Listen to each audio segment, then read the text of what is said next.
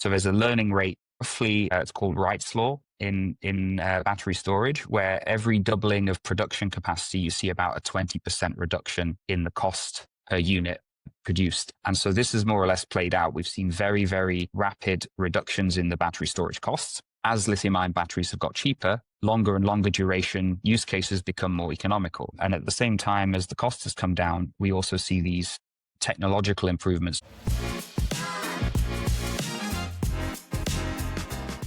Marek, welcome to the show. Thank you, Peter. Nice to be here. Glad to have you here. So, Marek, you've been working on energy storage since the beginning of time, so even before most people knew even what it was. How far has the industry come since those early days? So yeah, you could say the expression I always used to use is long before batteries were cool, if you consider them cool now, which not everyone does. But I've been in the space about 16 years now.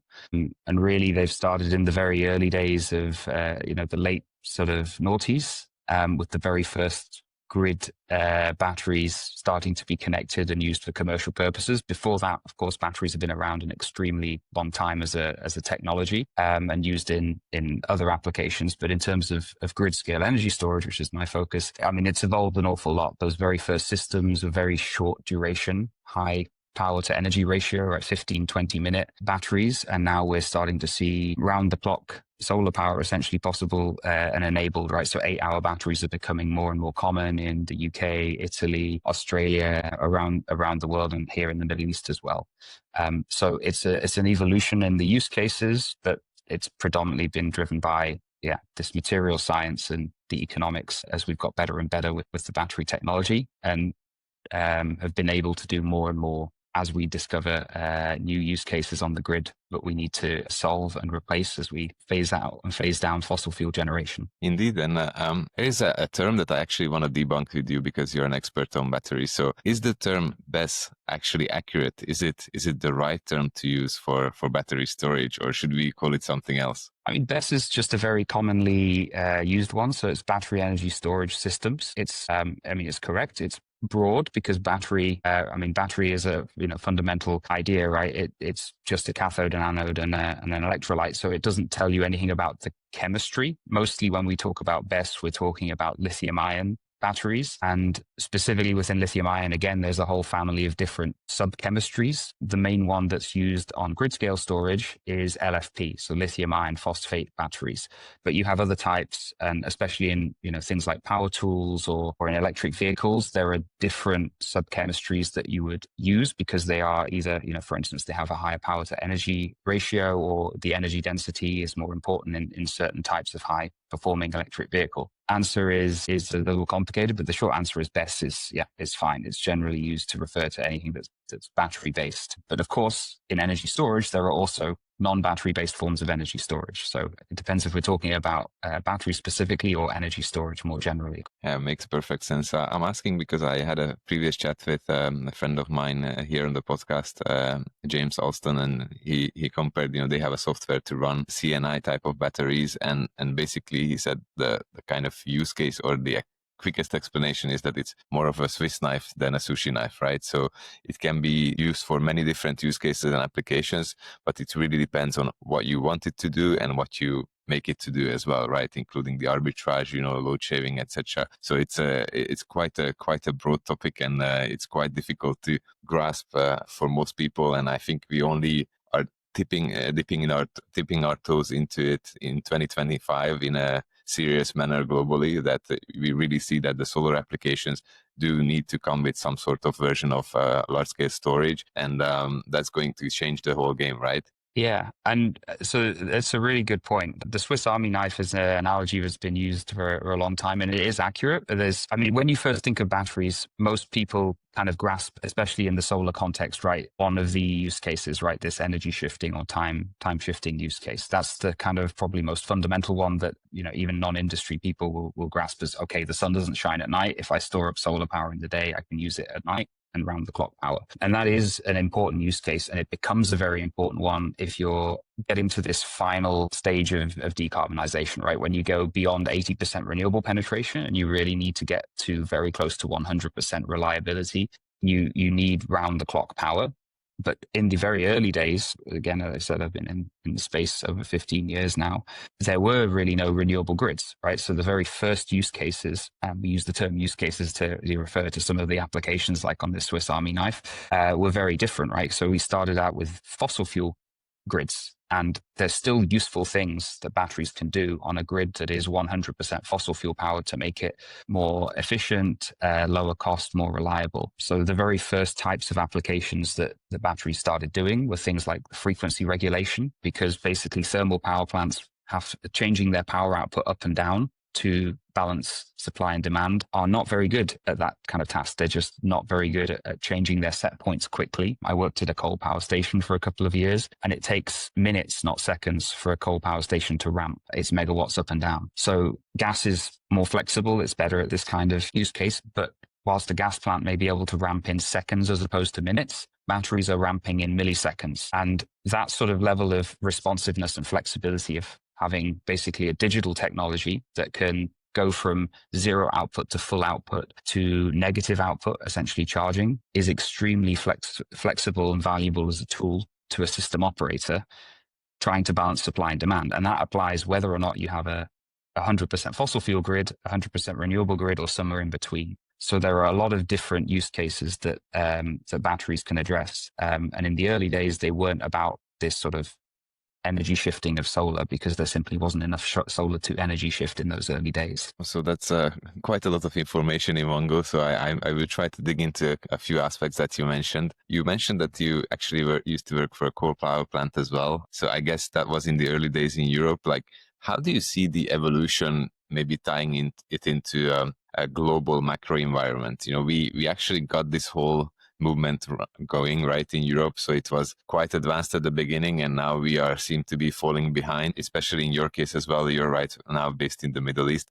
How do you see the kind of transition of both knowledge and technology from kind of Western countries to the East? Of course, China is controlling most of the production of anything hardware related. What has happened? You know, how did you view, or how did you live through this whole transition? Yeah, I think your description there is pretty accurate, right? Europe was and is still, I think, a leader in terms of, let's say, the use cases and finding problems to solve with this kind of technology. So to explain the power plant link for me, so I did a PhD in renewable energy integration, and it was focused on the Irish electricity market. So the Northern Ireland, Republic of Ireland, operate in what's called the SEM, single electricity market. And I did this PhD with the sponsorship of AES. So AES is a big energy company utility, predominantly in the US. It's headquartered in the US. But at the time, they had this global fleet, including thermal generation power plants of each type, right? Combined cycle gas turbines, aeroderivative turbines, OCGTs, which are open cycle gas turbines, and coal. So basically the whole fleet of fossil in the Northern Irish market. And my research was looking at what are the impacts of this renewable generation on these types of grids. And it was sort of just luck in terms of timing that I was doing this research just as AES Energy Storage, which was a subsidiary of AES, had started deploying the very first battery storage projects in the United States. And so what we did was take that technology to Europe, basically, for the first time, and start challenging the assumptions, because the way that the rules of the electricity system were written, they didn't ever envisage storage, right? Storage as a concept for electricity is relatively new, except for pumped hydropower. And so finding ways to allow batteries to compete and provide the same services that we rely on thermal power plants to provide was the real starting point. So again, I mentioned frequency regulation earlier. So there are different types of frequency regulation service, but basically it's having these batteries charging and discharging very quickly to try and balance out supply and demand was something quite pioneering. That first project I mentioned, which I worked on, was 10 megawatts. So it's very small by today's standards, but at the time it was the largest battery in Europe. It was short duration, it was only half an hour, but it was there to help basically start removing some of those requirements from the thermal power plants and have flexible assets like batteries provide it first. And as a result of that very early sort of deployment, 2015, so 10 years ago now, the Irish system started developing more advanced services that batteries could provide that basically other assets can't. And it's not because batteries were specifically being asked to be built. There was a recognition that having very accurate, very, very fast response to changes in output,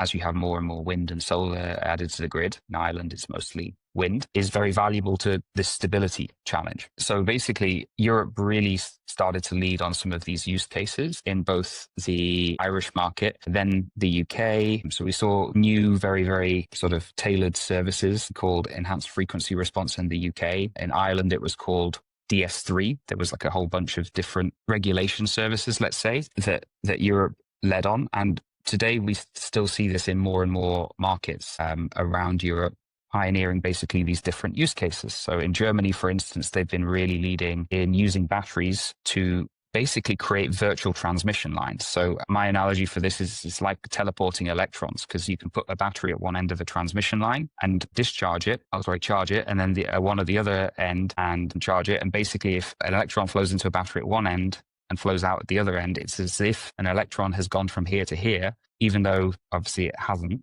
But this lets you relieve congestion and constraints on power lines. And in terms of renewable generation, where you have a lot of power for short periods of time and the lines may become overloaded, all these types of advanced ways of using battery technology have really been led out of the European market. Now, where Europe has certainly not been very successful is in terms of the actual product and supply chain side of things, right? So whilst the technology itself, the uses of it on the grid have been very leading in the European market, the technology in the supply chain is almost dominantly coming from China, like with a few exceptions. But there are reasons for that, which maybe we can go into. But yeah, I think that's a good way of thinking about the split. So in terms of use cases, Europe has been very strong in finding new things and clever ways to use the technology. But in terms of whether the actual raw materials, the products come from, China has really become a dominant player. And just to put it in perspective, you mentioned the 10 megawatt hour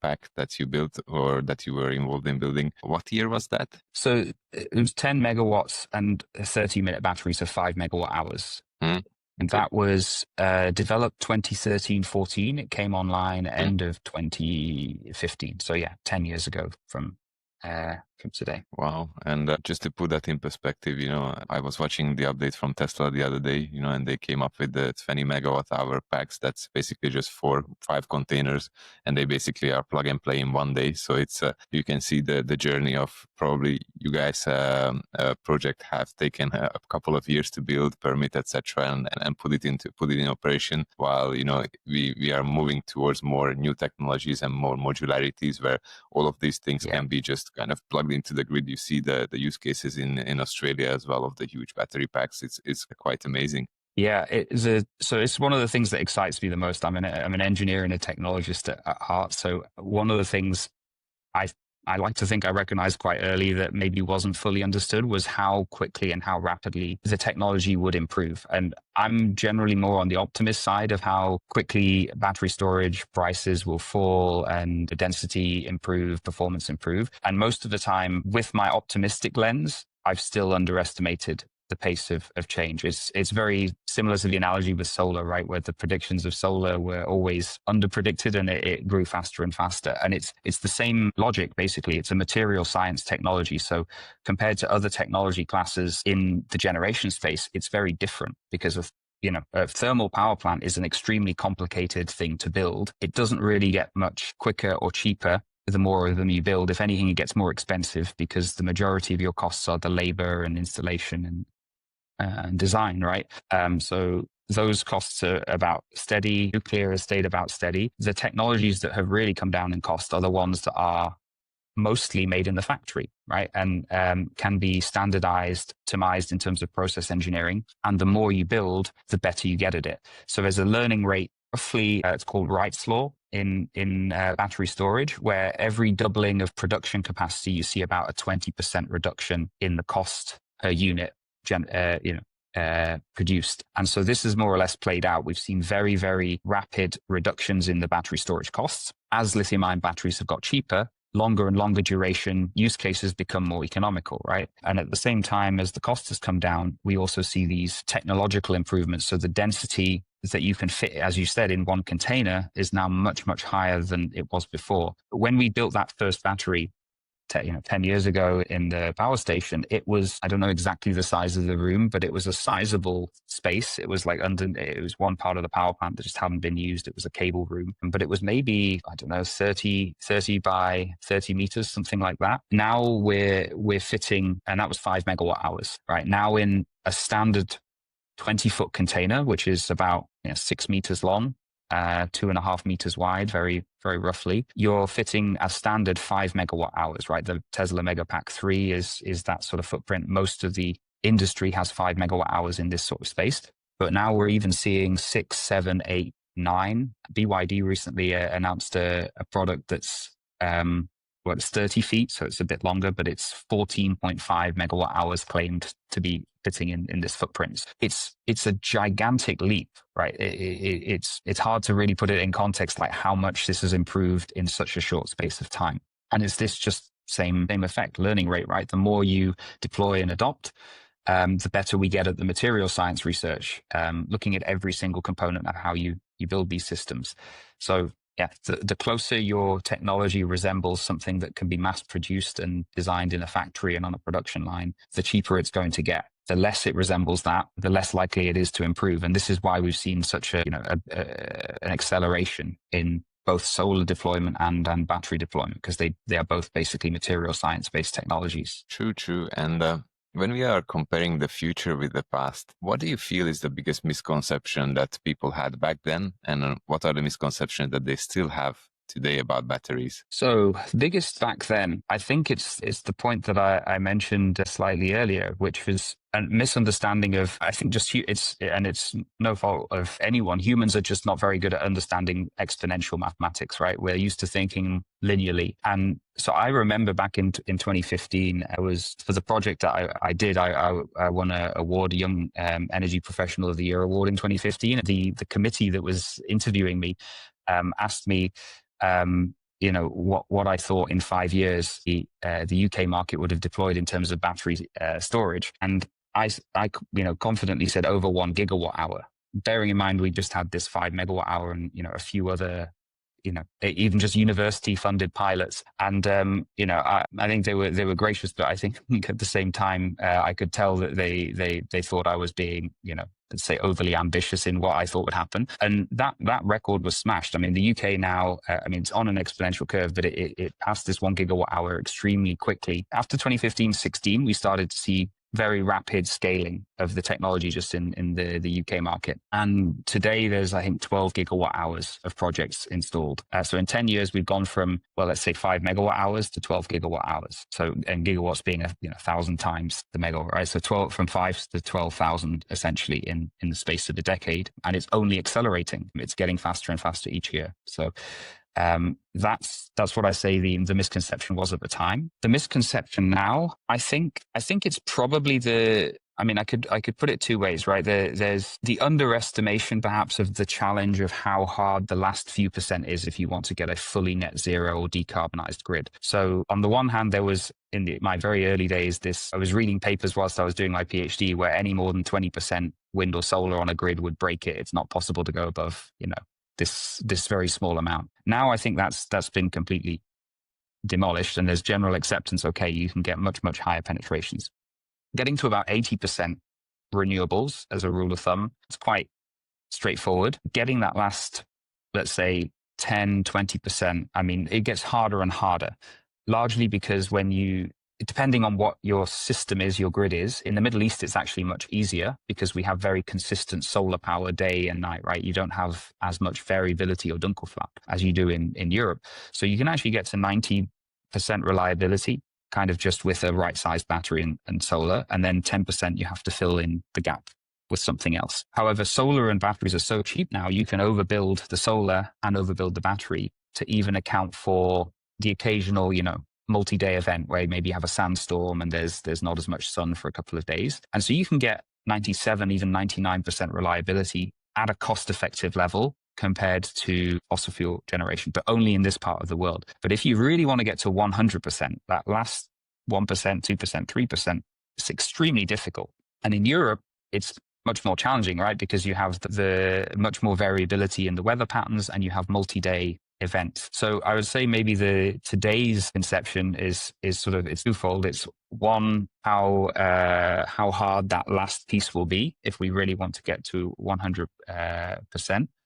But on the other, it's probably still people making this same underestimation of how quickly the technology is improving and what our chances are, therefore, of making this happen. If anything, the cost of batteries seems to be accelerating. They fell 40% from 2023 to 2024. We don't yet have the numbers for 2024 to 2025, but I've gone on record publicly that I think that the fall in battery prices this year is even higher than last year. I think it'll be steeper than 40%. So that's the speed we're talking about. So the scaling part and the efficiency part is actually only accelerating. So that should get us to net zero faster than we had hoped. Speaking to the last component of the energy transition, I was talking to Dr. Radovan Kopesek from ISC Constance, and his theory is that the last piece in the puzzle is going to be green hydrogen. Who knows? It could be, but what's your take on that? Green hydrogen, potentially. The jury is out on what technology is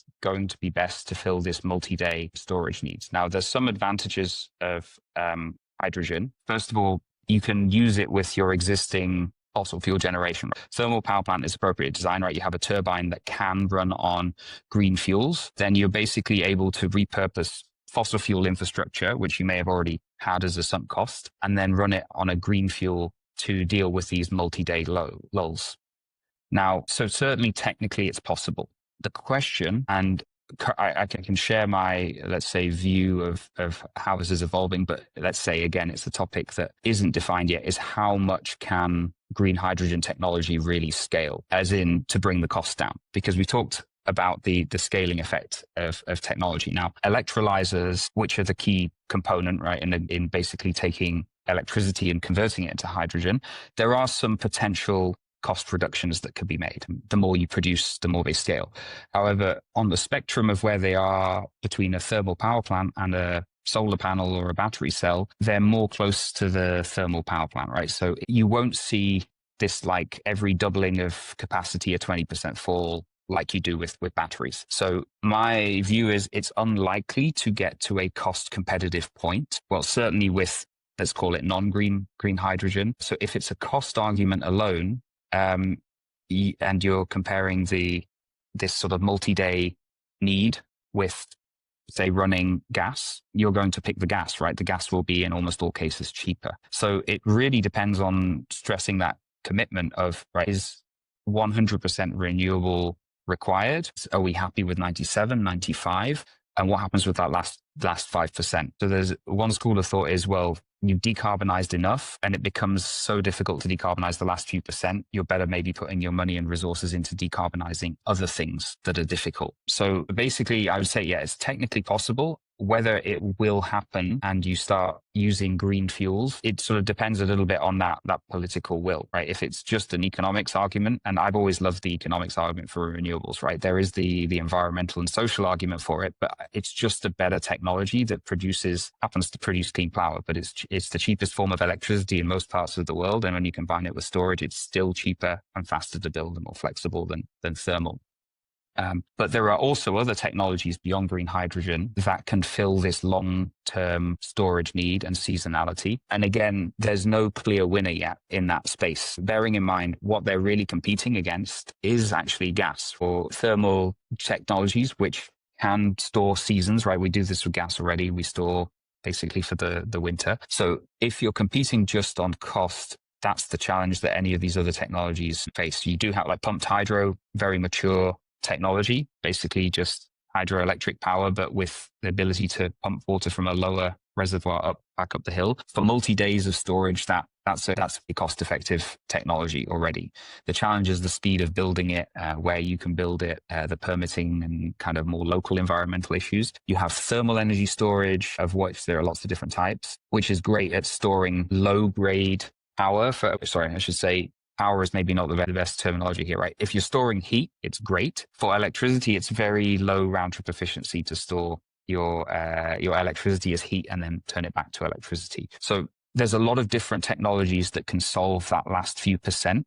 But it's basically a question of, first of all, where you are, the geography you have, and the political will there is to fully decarbonize, and a little bit a question of how these technologies can gain the traction they need to get costs to come down. Because it's a chicken and egg a little bit. If you don't have any success or traction, you don't start deploying the technology, and without deploying the technology, you don't get those scaling effects. The other factor, like I said, is just a lot of these other technologies really struggle to gain the same momentum and have the same scaling potential as something like the humble battery. For sure. And I mean, on the fossil fuel side of things, we had about 100 years of R&D, that we are still capitalizing on, and that's going to be difficult to leave behind, especially on the financial side of things, right? And speaking of the finance side of things, we discussed a little bit more about the material science and how the batteries actually operate. But you've touched upon a couple of topics such as scaling, and maybe from scaling technology to scaling companies, this could be a good segue to talk about your past. So you built and basically successfully taken to IPO one of the largest storage companies in the world back then. Can we speak about that? Sure. Yeah, so that sort of picks off from where I left off with working on the development side at that power station and developing the first battery storage project. So to explain a little bit of the thinking back then, right? So at the time, there was no Tesla, there was no BYD CATL providing a storage container or a complete storage solution, right? It was very much what we would call a self-integration world. It's the analogy I would use is like, building your own computer. You could source all the parts, but you're building this technology for the first time. So this is also a reason why it was, slow, let's say, and relatively inefficient to do, because you were doing it for the first time. You're taking battery cells from one supplier, you'd have to source the racks, you'd have to design all of the components and then fit them together. And you're not doing that in a factory setting, you're doing it in the field on a project. So naturally, a lot more things have to be solved and fixed before you get an operational system. But what we recognized at the time, so as I said, I was working for AES, and AES had this, let's say, sub-company, AES Energy Storage, which was really the first company, and there were a few others at the time, but AES Energy Storage was the first to deploy a grid-scale battery on the electricity system and do something useful. But there was recognition that AES as a developer, okay, there would be some competitive advantage maybe for its fleet of generation to provide battery solutions just in-house, but the recognition, first of all, that there was a much, much wider need for this technology to be deployed in every market around the world. And no one was offering it. So basically the idea was to form a technology company rather than being an in-house integrator to provide this technology to third parties. So that's originally what AES Energy Storage was set up as. I joined pre-Fluence days to AES Energy Storage and moved to Amsterdam. I was the second person in Europe for the team. And basically, we started out as AES, but very quickly formed a joint venture company. So I was one of the founding team of that joint venture company, which was Fluence. And that was bringing the sort of, let's say, the teams of AES Energy Storage that were part of AES in the United States predominantly, and Siemens, who were starting to lead in the European storage space, carving them both out and forming a new company for the reason that essentially both AES and Siemens, very large companies in their own rights, but also as a result of that, and it not being their core business, they were relatively slow to adapt to change. So there was a recognition that actually splitting out the people who were working on this fast-paced technology with more of a startup mentality and the need to iterate, learn fast, develop fast, was going to be beneficial. So Fluence was formed at the end of, and basically set up as its own company with its own culture, own mandate, right? And really prioritizing, the 4 values: responsible, agile, leading, and fun, right? So setting up a culture that kind of set out what we wanted to do. Agile was always a really important one to me, because seeing and having worked in a large company, you can see the challenge you can get to move the ship and steer the ship. So Fluence was formed very much figuring out as we went along, right? Shifting from being a self-integrator to developing products to sell in different markets. And initially we had a lot of success in the US, because that's where there was a lot more traction. And it's actually because the very first generation of the products that we were trying to sell were tailored to the United States market and the utilities and what they valued there. And I think one of my key learnings, so I worked really on the sales side of the business and taking this technology to UK, European, I mean, even we were looking right across Europe, Middle East and Africa customers and trying to sell them the technology. We quickly realized what was right for the United States was not the same product fit for the European market. The main reason for that being in the US market, there was long-term contracts. You could get paid for 20 years to provide a storage system. So you're really optimizing for 20 years of life cycle and performance and thinking about all the factors that go into that. Most European markets, you get very short contracts or no contracts for the services the batteries provide, right? It's what we call merchant markets. So basically, you don't know whether your project is going to be, getting a revenue next year or maybe even the next week.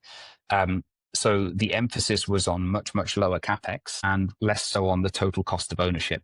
So this sort of early lesson of having to adapt the product and the platform to customer needs was a really valuable one. We went with a lot of confidence into our first round of sort of offering the technology to different customers. And we got to the final stages just on name and track record alone. And then we lost every single one of them. Just basically we were way off on price and everything else because of those factors I talked about. And so there was a really fast iteration loop and having to re-engineer the product. I remember flying across to the US, sitting in a room with 3 other people and we were like, okay, how do we wipe the slate clean and come up with something that will be successful? So in the very early stages, there was this rapid iteration of the product. And then after we did that, we started to get traction and then the sales really started to grow exponentially. Fluence scaled very fast after that. In 2021, at the end of 2021, Fluence IPO'd. Used about $1 billion at the time, basically from the listing, the capital markets, and used those funds to further the growth. And I stayed on. I won't talk about the whole career trajectory, but I stayed on after the IPO as well for a few more years. I was managing director for Western Europe, so basically responsible for sales of the technology, the software, the services we provide to customers across UK, Ireland, Benelux, the Nordic countries, and so on. And so basically it was the evolution from a very scrappy startup to a mature business that has to report its earnings every quarter, with a lot more structure, a lot more focus. And then how do you deal with there being so many different European markets? Like what's the right structure to make sure that you're putting the resources in the right places? So that's my journey with Fluence. And then about 2 years ago now, I moved out to the Middle East because it's a super interesting market here. The opportunity to be sort of one of the first places in the world to build a completely renewable grid. But that's a little bit of the trajectory and journey.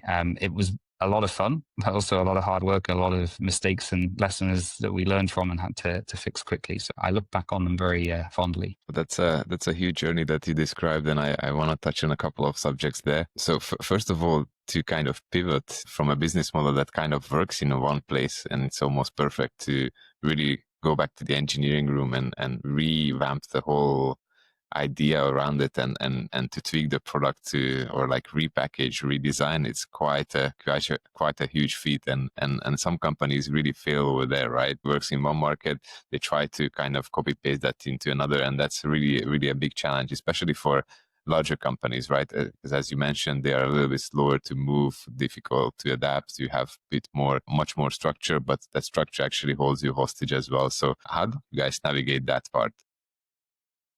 Yeah, and it's also harder, I would say, in a hardware business, right? When you got a deep tech company, as opposed to like software, you can rewrite code or something for a different market, right? Or adjust the features. When you're doing these things with hardware, it is pretty difficult. I'd say a couple of, let's say, architectural or structural decisions that were very consciously made with Fluence were to, first of all, be capital light. So that was to work with contract manufacturers instead of, for instance, building, owning a factory. So it was finding the right balance between vertical integration, let's say, and not vertically integrating onto something that you couldn't be successful with, right? That you couldn't pivot with.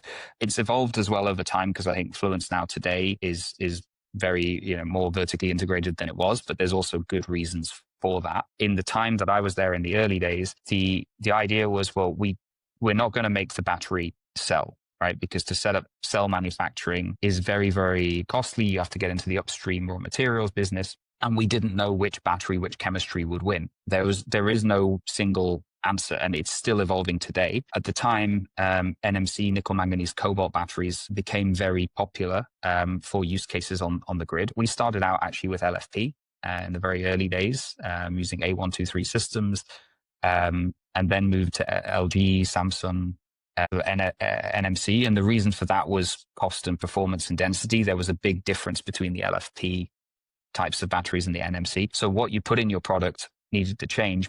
There were these multiple evolutions. There was a really big one in 2020 where Fluence launched what was called the Grid Stack Cube, if you've seen it, this modular cube. That was a very big shift in product evolution, because looking and learning from the lessons of the early projects where it would look more like a data center, you would put server racks in a building, and you'd sort of engineer more of the project on site, to something that we could increasingly do in the factory and that would be customizable still to different markets and different projects, was really an important step in the evolution. Because you're right, you need to adapt your product for the market, but ideally that doesn't mean you duplicate and create too many different product variations. You ideally want something that's the same but can be customized. And so a lot of the hard work was, how do you find that balance between standardization but still being able to customize to specific needs? And a lot of it actually ended up becoming a customization on the software side of things, right? Adapting the software to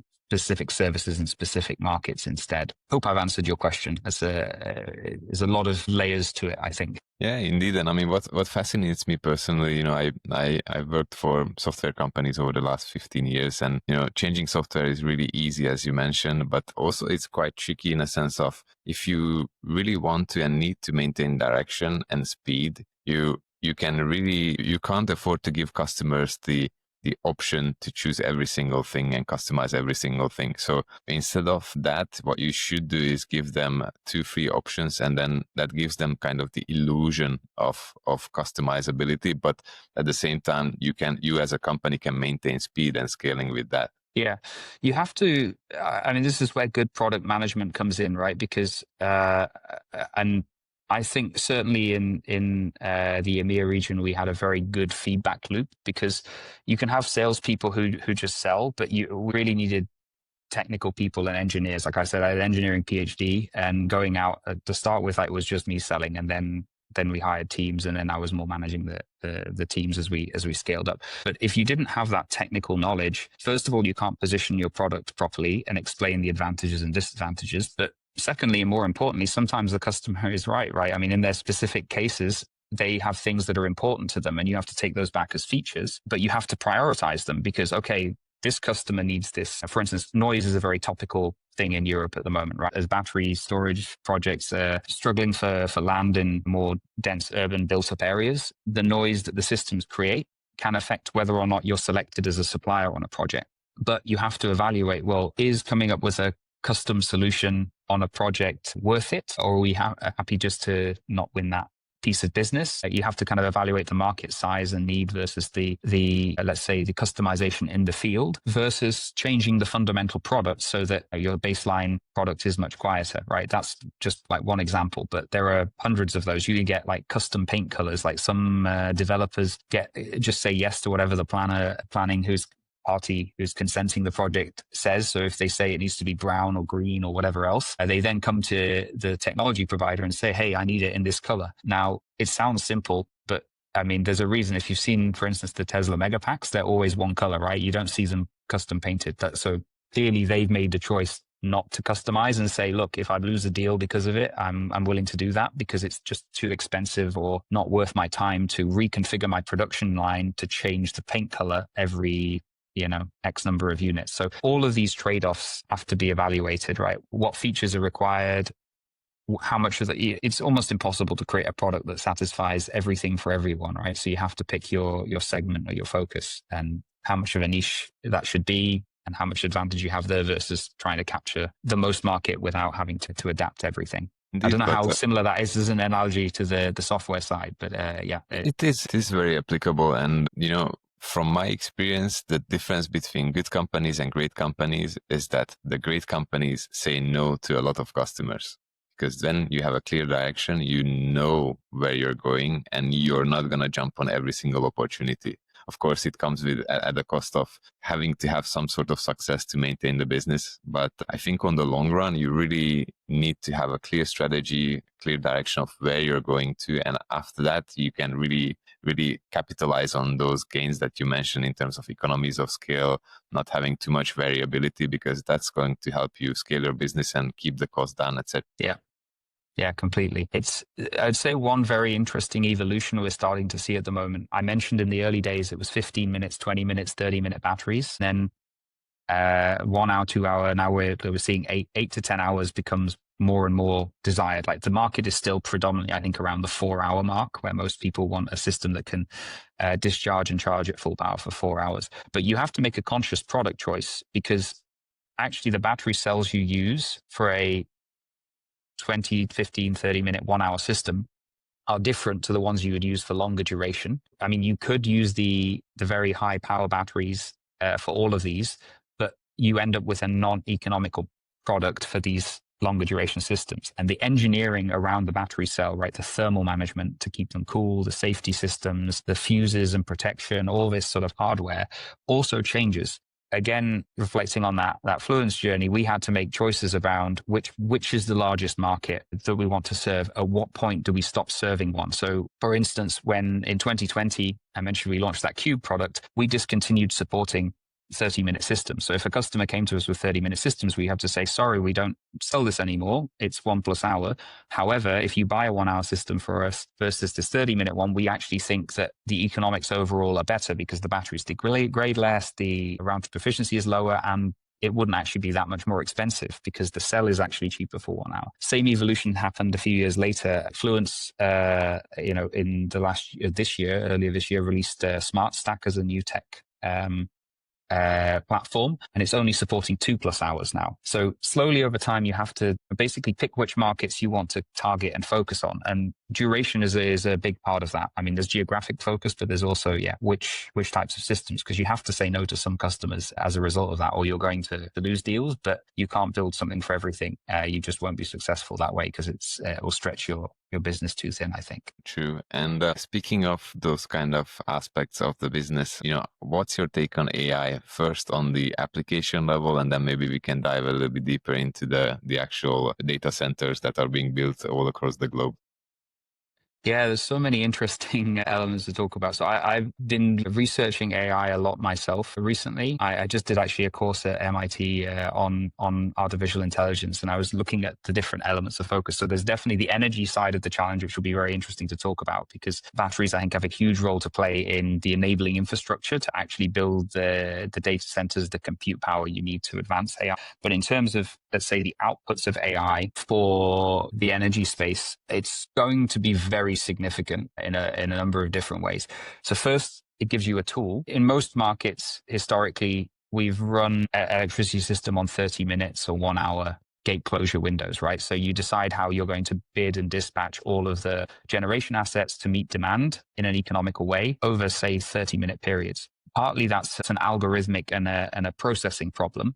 And we have markets now like ERCOT in the United States, or like the NEM, New Electricity Market in Australia, where the periods are much, much shorter, like 5-minute windows. So the shorter the time scale becomes, the more, in theory, ability you have to optimize, especially as you have more wind and solar, which can vary over short periods of time, either because of fluctuations or, let's say, sunrise and sunset for solar, and to optimally charge and discharge and optimize all of that with batteries, which can respond very, very fast. But the shorter that time horizon becomes, the harder it is for a human to do the dispatching, right? You can't make decisions on so many variables in such a short space of time without assistance. So AI, in terms of, let's say, bidding and dispatch decisions, has become extremely important. All of the major suppliers, at least all the Western suppliers, are offering some form of AI bidding engine. So Tesla has AutoBidder, Fluence has a platform called Mosaic, Mozilla has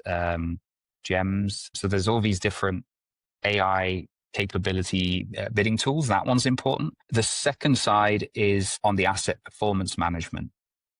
So predicting when you've got millions and millions of battery cells, not necessarily in even just one project, but across a fleet. Predicting which ones will fail and how they will fail is really important for safety, but also for availability, reliability. So again, that's too much data for a human to be able to process. But with AI, models, you can start to predict based on past patterns of other cells that, for instance, did fail or experience an issue, when an issue might occur, and correct it before it's happened. So certainly in the energy storage space, there are strong applications for using AI to make the technology better. And then, of course, you have all of the just organizational benefits that also come with it, right? Just being able to process and document and minute information quicker, more accurately, right? The general productivity should increase. I think it's become easier than ever for a smaller team of people, especially if you're doing it software, right? You don't really need to hire the same number of people anymore, right? Because AI can give you the tools and leverage, and obviously the impression of being a bigger company by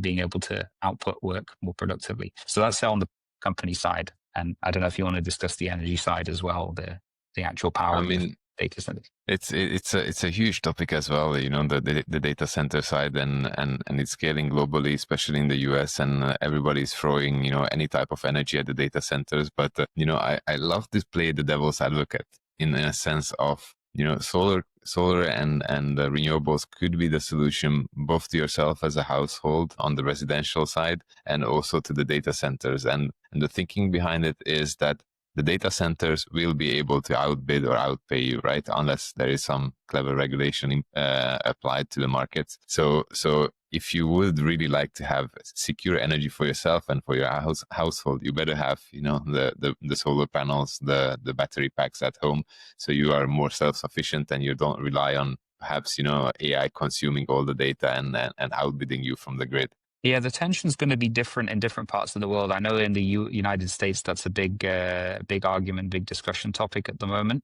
I think that's a really interesting discussion topic, and it largely depends where you are, right? In the United States, this has definitely been a big point of contention of how quickly electricity demand is going to rise as a result. Because aside from, if you took out AI, demand has been relatively stable and growing either very slowly or not at all. It's sort of plateaued. And then this is really going to exponentially tick it up.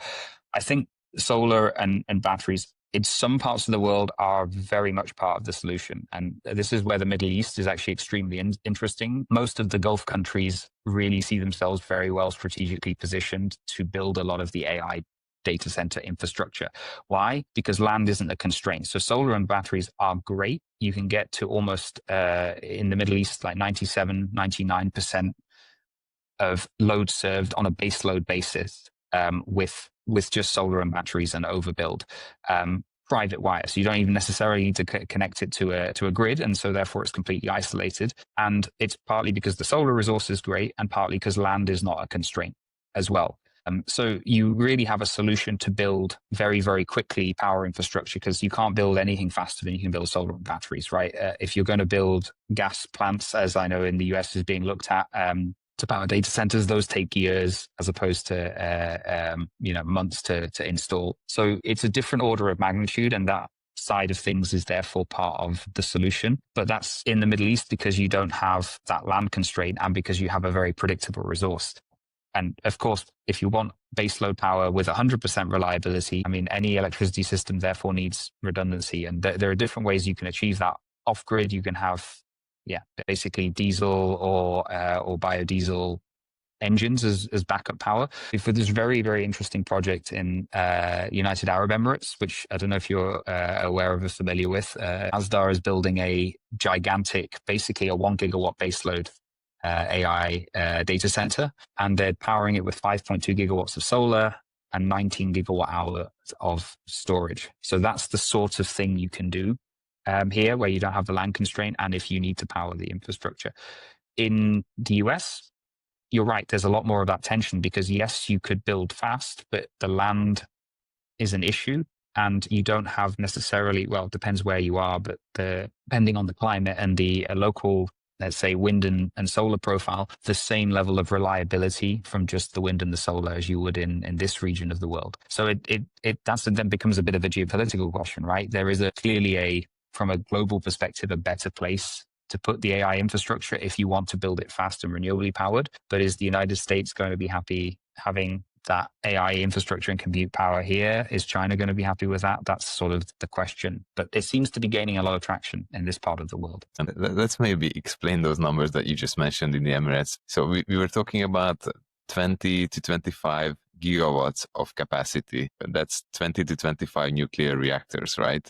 That's incredible, unparalleled to anything that could be built anywhere else. Yeah. So 1 gigawatt as rough rule of thumb. It's basically a nuclear reactor in size. And the interesting thing of the analogy is, right, so a feature of renewable power, because you could argue it's a bug, but it's essentially you have a lot of excess solar in the day and you don't have it at night. So if you want the base load, you need to store it. But you can optimize and overbuild basically the solar, because if you build a large battery with it, you can shift it around. You have to put in a lot more nameplate solar and battery storage to achieve that because of the essentially efficiency of the panels. But the point is you can serve that same amount of 1 gigawatt 24/7 baseload energy as a nuclear power plant can provide, but you can build it faster, significantly faster, right? Most nuclear projects take, 10 years plus to build, and you can do this in a couple of years, and you can do it significantly cheaper on a levelized cost of energy basis just by combining the two. And the last argument that maybe the nuclear critics will use is, but you're not 100% reliable, right? You're 99% or 97%. Well, the average nuclear reliability, if you only have one nuclear reactor, right, it has to be taken down for maintenance. It's also not 100% reliable, right? It's baseload most of the time, but the average, I think, fleet availability, if you take France or somewhere, it's more like 80-85%. So from a reliability standpoint, it's faster, it's more reliable, and it's cheaper than building either thermal or nuclear in this part of the world to supply AI. Yeah. So the scale is massive, because if every 1 gigawatt requires a solution of this magnitude, you can see how much that multiplies up. But as I said, right, if it's faster, it's also cleaner. But as I said, right, I always focus more on the economic and the practical arguments, right? It serves the pace of development that's needed, because I think for most countries, AI is considered a security issue more than anything else, right? Being a leader in AI is really the narrative that we've seen the Trump administration shift from and really focus on. So they're still supporting it like the previous administration, but with more of an emphasis on this is important that we win the race and develop the next model first. And it makes sense on a geopolitical level for sure. I mean, it's, we can look at it almost as a natural resource, right? It's going to be something that will power your economy forward in the next 50 to 100 years. And the faster you get to the next step of evolution in the economy, then the faster it's going to be exponential, right? It's a self-feeding loop. And I think on a business level, it makes absolute sense. And on that note, Marek, we've been talking about a lot of topics. You are also involved with a lot of interesting projects. For people out there who are listening to this podcast, what kind of people would you like to speak to? Who are the kind of key people that you would like to connect with? So, a lot of different people in space. As I said, AI is an interesting one. So, it would be great to have a conversation with someone like Sam Altman, right, about the whole open AI thing, how he sees. So the next generation of AI, right, GPT-6, it potentially gets to a point where the number of parameters in that AI model is about the same amount that's in a human brain. Now, does that mean we'll get to kind of AGI, right? Probably not, but we're getting to kind of that level of compute power. So it's very interesting to think about that trajectory. It's kind of getting a little bit off the energy topic, but as we've talked about, it links back quite a lot, right? We don't really understand how impactful these changes will be. We've seen how rapid the improvement is of AI. The very first generation models of, say, image diffusion models were very poor. And in like just a couple of years, they've now become extremely good. So this sort of rapid iteration, I draw parallels with the story I was talking about earlier with battery improvements. I think we underestimate the exponentiality of what's happening here. So yeah, the more I can do to understand that, the better. And then more maybe in the battery storage space, technology I'm very interested and I'm actively learning more about, and I'm having these conversations on, is sodium ion. So lithium ion, we didn't really get into some of the discussions that people have about battery supply chain and so on, right? It's very dominantly China focused. People say lithium is rare. It's not a rare earth metal or anything like that. It's element number 3 in the periodic table. So it's quite abundant. But geopolitically, the places where it's easiest to extract are quite concentrated. So it exists everywhere. But to extract it in, Europe or United States is not so easy. There are companies trying to do that. So there is an interest just from a geopolitical and supply chain perspective to look at what is there beyond. And I'm interested in that also just as a hedge, right? Because lithium ion will have a floor. At some point, it can't get any cheaper, right? It'll get to the raw materials floor. And once you do that, there is the potential other technologies will come in and take us even further. And I do think sodium ion has the potential to do that because it's raw materials, as the name suggests, right? Sodium, right? Salt. It's very, very abundant, especially in this part of the world, the Middle East. It's a byproduct of the desalination of seawater, right? So the potential is very interesting. And the key question is going to be the traction and how quickly we see improvements in the cost. I think it will almost certainly will get to a point where we start to see more and more sodium ion deployed. But there are very differing views on the trajectory of how quickly it will change. Because lithium ion, as we've talked about, it's not stationary, right? Every year it's getting better and better. So you're always chasing a moving target. But there are people in this space that are very interesting. Adrian Yao at Stanford put out a very interesting paper on sodium ion when he and the other authors think it will get to competition. So in the battery context, that's probably the topic and the kind of people I'm very interested in having a chat with. We will try to connect you guys for sure. And if people listening in the audience would like to get in touch with you, what would be the right way to get in touch? Well, the easiest way I'd say is LinkedIn. I have, in Eastern Europe, perhaps it's a little bit more of a common name, but it's on LinkedIn. There's not many of us, so you'll find me, I think, quite easily. I'm the only one in energy storage. So linkedin.com/mlkubik, you can find and connect with me there. I think that's the best way. I mean, I have a website as well. You can always get in touch through my website. Again, if you search my name, it should come up, and there are different ways to contact me from there. But those two are probably the best two. Cool. We will make sure to link to both of those in the show notes below. And Marek, thank you very much for sharing your knowledge. This was super exciting, and I hope to do this again soon. No problem, Peter. It's a great discussion. Thanks for having me on. Cheers. Bye.